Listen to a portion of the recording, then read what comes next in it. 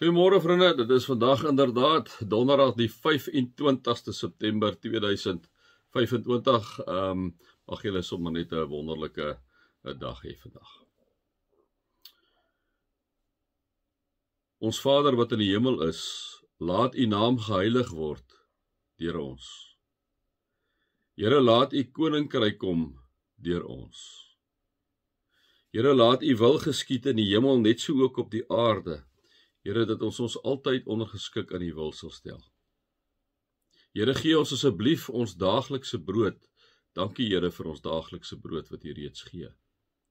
Here, vergewe ons skulde, soos ons ook ons skuldenaars vergewe. Here, so dikwels wil ons nie vergewe nie, maar Here, dan moet ons kyk na die kruis, waar u al ons sondes vir ons vergewe het. Here, laat kom ons asseblief nie in die versoeking nie, maar verlos ons van die bose, Here. Here, want so maklik versoek ons onsself, so maklik loop ons in versoeking in oop oë. Help ons asseblief met onsself, want aan u behoort die koninkryk en die krag en die heerlikheid tot in alle ewigheid. Amen. Vriende, mag daar vir julle genade en vrede en oorvloed wees, omdat julle God ken, Jesus ken en die Heilige Gees ken. Vriende, ons begin vandag met Efesiërs, die boek Efesiërs van Paulus. As ons nog gaan kyk na die brief, dan sien ons Efesiërs is een van 13 briewe in die Nuwe Testament wat tradisioneel aan Paulus voorgeskrywe word, en saam met Kolossense, Filippense en Filemon, so Efesiërs, Kolossense, Filippense en Filemon, staan dit bekend as Paulus gevangenskapsbriewe, toe hy in Rome in gevangenskap was. Hulle sê dat met taamlike groot sekerheid gesê word, soos ek gesê het, dat Paulus in Rome was toe hy die brief geskryf het, so ongeveer 61 tot 63 na Christus, sê hulle, dit is in Klein-Asië, vandag sê Turkye, sê hulle, het alle paaie nie na Rome gelei nie, maar na Efese. Hulle sê, al die mylpale langs die paaie, in die provinsiese handelse paaie, het telkens die afstand na Efese aangedui en nie na Rome nie. Dit is baie interessant, hè. So Efese het omtrent 'n bevolking gehad van so 250.000 mense gehad. Dit was die hoofstad van die rykste provinsie van die Romeinse Ryk, en dit was veral bekend as die stad van die god van Artemis. Verder was Efese 'n hawestad, sê hulle, liewe vriende, baie strategies geleë, was aan die weste kant van Klein-Asië, en as 'n hawestad was dit die belangrikste hawe aan die Egeïese See gewees. Dit was ook die hoofroete tussen Rome en die ooste, so sê die mense vir ons. Hulle sê, as ons bietjie kyk na die brief Efese, is dit nie 'n brief wat geskryf is om 'n dwaalleraar of verkeerde praktyke reg te stel nie, maar dit was eintlik gewees om spesifieke vrae, ook om nie spesifieke vrae van gemeentelede te beantwoord nie. Soos meer 'n brief van bemoediging en praktiese raad om as kerk hier op aarde te lewe, so sê die ouens wat so 'n bietjie dieper gekyk het daarna. Het lyk of Efesiërs brief 'n omsendbrief is wat Paulus na die gelowiges van Klein-Asië gestuur het om hulle te bemoedig en te versterk, sonder om aan die probleme wat in 'n spesifieke gemeente is aandag gee. Dit is wat betref so 'n bietjie die agtergrond van Efesiërs. Kom ons lees sommer, vriende, en dan sal ek 'n repliek gee soos ons aangaan. Van Paulus, 'n apostel van Christus Jesus deur die wil van God. Nou, ongelooflik wat hy sê hier, né?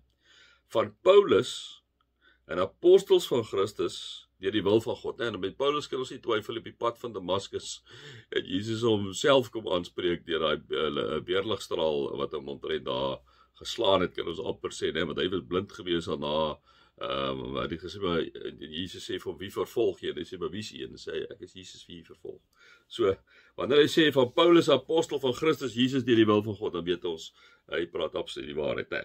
Aan almal in Efese wat aan God behoort en in Christus Jesus glo. Dis die ouens wat nou so interessant, ek het nou nie daarop repliek gelewer nie, maar hulle sê, in terme daarvan sê, dis nie seker, dis nie met seker in die Efesiërsbrief net aan die gelowiges van Efese gerig is, die sê hulle, want in die vroegste manuskripte staan daar nie aan almal in Efese soos hierso staan nie, maar wel aan almal wat aan God en Jesus Christus behoort, né?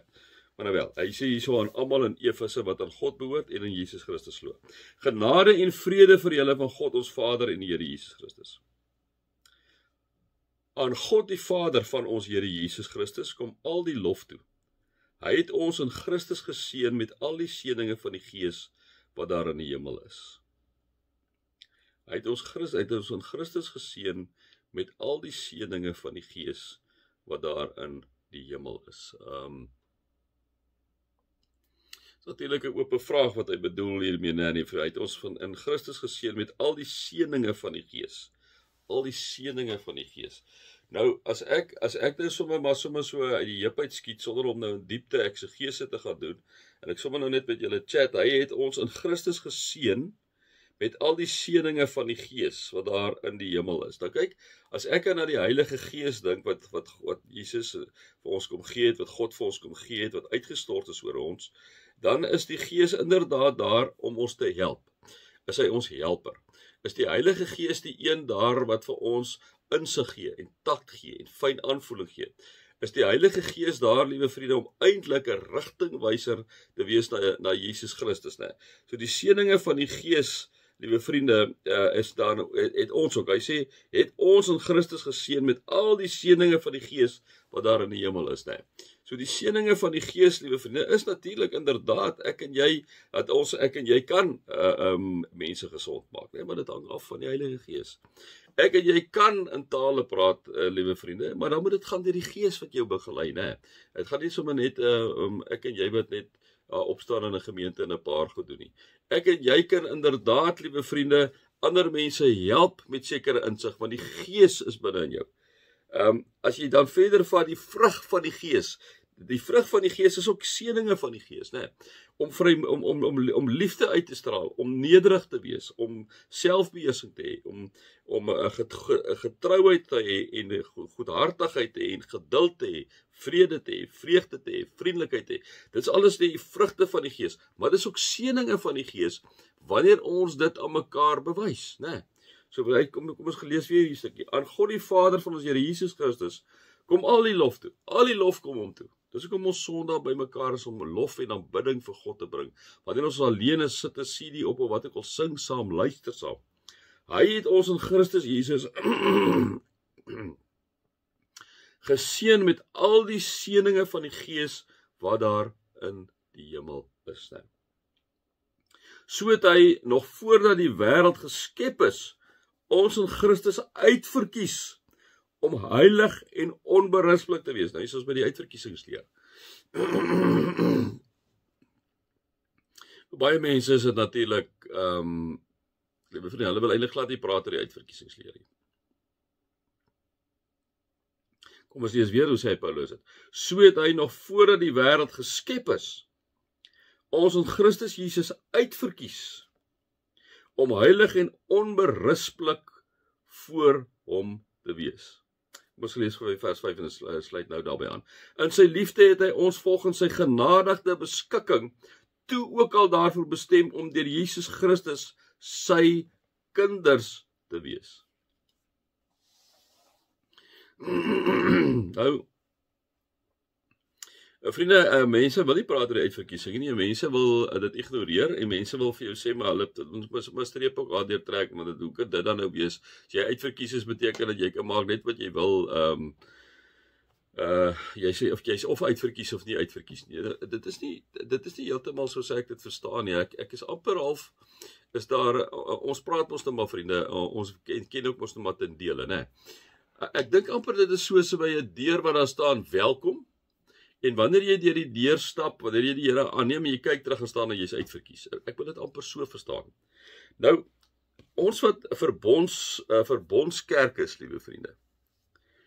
Ons glo inderdaad ons is uitverkies. Nie omdat ons dit verdien nie, glad nie, dit bestaan nie eens nie, maar dit is genade. Genade is juis onverdiende guns alleen. Nee, ek verdien dit nie. En daarom kom sê ons in ons tradisie natuurlik, as jy gelowige ouers is, as jy 'n kind is van Jesus Christus, jy het hom aangeneem, jy stap in sy voetspore, jou kinders word gedoop, val jou kinders onder die verbond waar jy God kom sê, jy is reeds uitverkies, jy Piet Jan Koos Ria. En die doop is 'n teken daarvan dat jy aan my behoort, jy's my eiendom. Jy's nie 'n heiden nie. Jy is my kind. Natuurlik, liewe vriende, kom maar 'n punt wat ek en jy mos vir die Here moet sê, dankie vir wat u gedoen het alreeds vir my, né? Dit is vir my die wonderlike van ons tradisie waarin ons staan. So vir ons is die uitverkiesing glad nie 'n probleem nie, liewe vriende. Ons sê baie keer, ons glo in die kinderdoop, verbondsdoop, maar ons glo ook in die groot doop. Nee. Jy kan nie in die groot doop glo nie, want die groot doop is daar juis vir mense wat heidene was, goddeloos was, wat deur die Heilige Gees se werking tot bekering gekom het, God en Jesus Christus en die Heilige Gees aanvaar het, en gedoop is in die doop se teken daarvan, dat hulle inderdaad dan uitverkies is. So ons moet dit ook vir mekaar sê. As ons kyk na Saul se lewe, Saul het in dit geval, maar lyk dit vir ons in die Bybel leer, Saul het daar teen gekies en het uit God se genade uitgeval, as ons nou amper half moet interpreteer wat daar in die Bybel staan. 'n bose gees het van Saul besit geneem. So die uitverkiesing, dink ek, is life and well. En dit bly altyd vir my 'n lekker gesprek, liewe vriende, omdat ons vir mekaar bly sê, maar ons kyk maar soos in 'n spieël. Ons weet nie altyd presies hoe werk die goed nie. En as ek na hierdie ding lees, as ek op 'n klomp ander gedeeltes lees, is die uitverkiesing life and well. Maar dit is so, vriende, dat God, die uitverkiesing van God is nie 'n uitsluiting nie. So kom ons sê God kies uit, né? God, die uitverkiesing is daar, dis 'n gegewe, anders moet jy maar 'n paar bladsye in die Bybel gaan uithaal. Ons glo in ons tradisie dat ons sê juis dat gelowige ouers se kinders is klaar uitverkies, is klaar God se eiendom. God kom sê dit deur die doop se teken daarvan dat hulle God se eiendom is, die doop se teken daarvan dat hulle uitverkies is, né? Daar is kinders en mense wat daardie wonderlike genadegawe ontvang het, wat teen Jesus kies. Dis die onverstaanbaarheid van ongeloof. Ek kan nie glo dat dit so is nie, maar dit is so. So ek kyk maar my tyd, ek moet nou ophou. So ek gaan nou maar net hierso eers stop, anders styl hulle my af. Ek gaan net sê amen vandag.